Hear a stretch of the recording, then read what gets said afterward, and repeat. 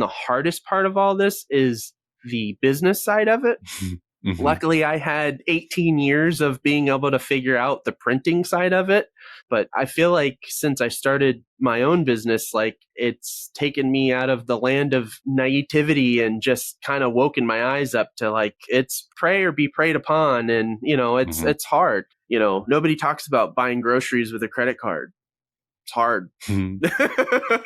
That's real. Nobody talks about that. You wake up in the morning and you feel that 800-pound gorilla on your chest because you got to make payroll in 2 days and you have no idea where it's going to come from. How in the world is it going to happen? And then you wake up the next day and it does.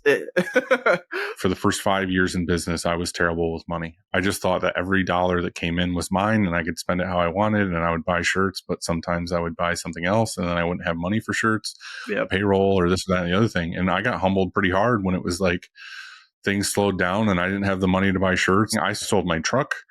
I sold just other things I had to take that money and be able to cover payroll. Yeah. It was like, nobody knew. I just did it. I just said, I had to sell my truck or I wanted to sell my truck or whatever. But it's like, I didn't want to sell my truck at all. It was my only vehicle. Yeah. It was like, I had to sell it quickly on Craigslist or whatever, because I needed to take that money and put it into the bank account and cover payroll. But that's again, where you're the dog on the kitchen table and the hot place is on fire, where you're like, everything's fine. Yeah. But really in the background, you're selling this and that to make sure that everything's in for payroll. That's what you don't think about. You don't think about the things that you have to do to make this work.